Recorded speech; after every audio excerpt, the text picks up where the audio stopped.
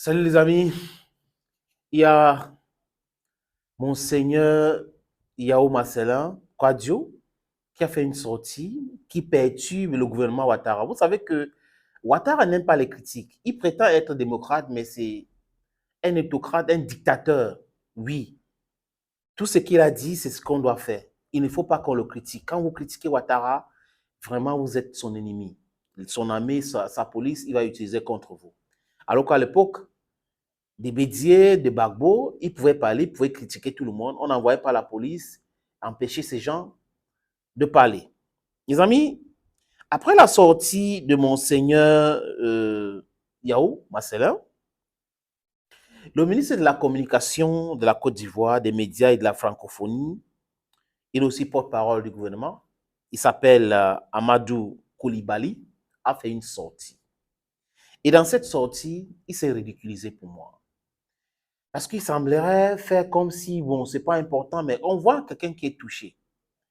Et que le prêtre, le prélat a parlé des gens qui marchent avec les pare-balles et qui dit qu'il y a la sécurité. Il dit qu'il ne marche pas vraiment, le prélat est dans un autre monde. Et ou je ne sais pas s'il a fait sciemment, ou c'est qu'il n'a pas compris la sortie du prélat. Monseigneur Marcelin Yao. Et il y a un Ivoirien qui a fait une sortie. Vraiment, c'est brillant. Il marque point par point ce que le gouvernement de Ouattara a subi dans l'opposition et ce que l'Église a dit par rapport à tout cela. Je vais juste prendre quelques éléments. Je ne vais pas vous proposer toute sa lettre parce qu'il a fait une lettre ouverte à Amadou Koulibaly, ministre de Communication, des médias et de la francophonie, porte-parole du gouvernement. Il essaie de le rafraîchir la mémoire. Il commence en 99, les amis. Il s'appelle, je cherche son nom, hein, il s'appelle Yves-Jean Esso Essis. Oui, allez sur sa page Facebook, vous allez voir cette lettre ouverte qu'il a envoyée au ministre de la Communication de la Côte d'Ivoire, porte-parole du gouvernement. Il dit, en 99, l'Église catholique a demandé la libération de toute la direction politique du RDR qui avait été mise en prison à la Maca. Le RDR, qui a applaudi de ses deux mains à travers plusieurs sorties médiatiques, était alors, nous semble-t-il, dans le même monde que l'Église catholique. Parce que quand le ministre de la Communication de la francophonie dit que lui et le prélat ne sont pas dans le même monde, que le prélat est hors sujet et tout, il oublie ces détails. Et M. Jean-Yves Essi lui rappelle cela. Il continue. En 2000, le clergé prône un climat d'apaisement en demandant à la junte au pouvoir, Gay, voilà Robert Gay, de céder le pouvoir aux civils. Le RDR, la même encore, a applaudi de ses deux mains. Il était alors, nous semble-t-il, dans le même monde que l'Église catholique. C'est très important ce qu'il fait là.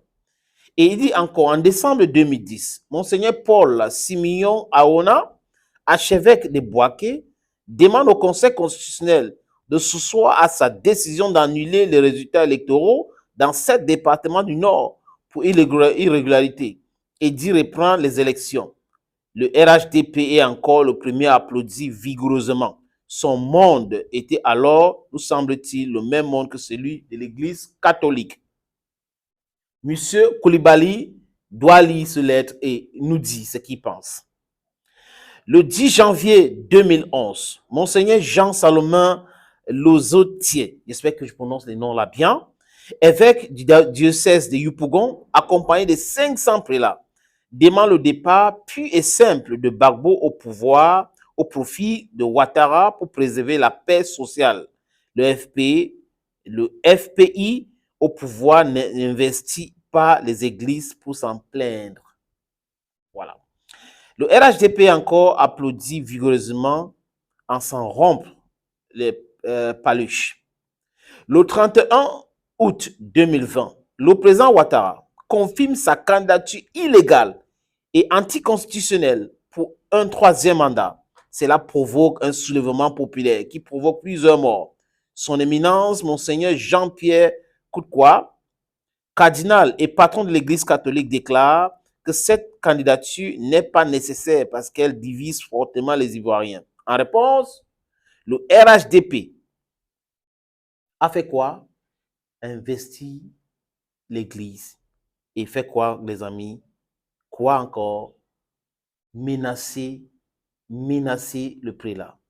Ça, c'est quelques détails, les amis, que ce monsieur, Jean-Yves Essi, a essayé de présenter à monsieur Koulibaly, qui semble oublier l'histoire. Et ils se sont lancés dans la dictature, dans la confiscation même de la Côte d'Ivoire.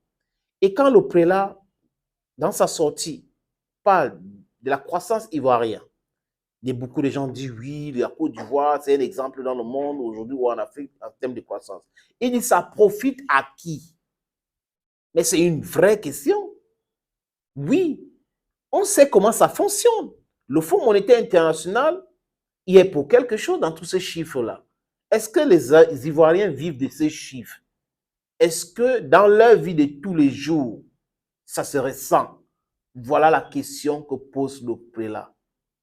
Vous ne pouvez pas menacer un peuple tous les jours.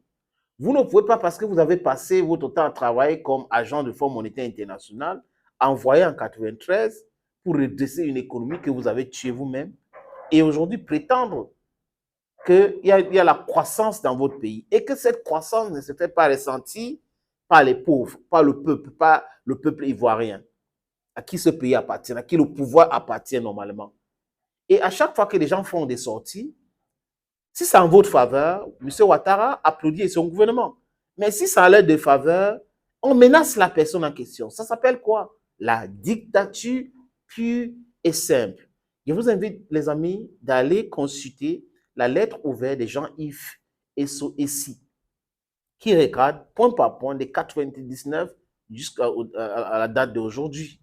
Donc, Monseigneur Marcelin Yao est dans son rôle. Et ça me rappelle un cardinal au Nigeria qui parlait de la fête Biafra. Ça me rappelle le feu cardinal Christian Toumi, Monseigneur Cléda.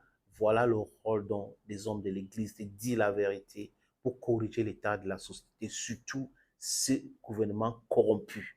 Ces gens-là qui sont des kleptocrates, ces gens-là qui veulent mourir au pouvoir, ces gens-là qui n'ont pas un plan économique pour redresser leur pays. Leur seul plan, c'est comment enrichir leur clan. Thank you for watching. God bless you. Bye bye.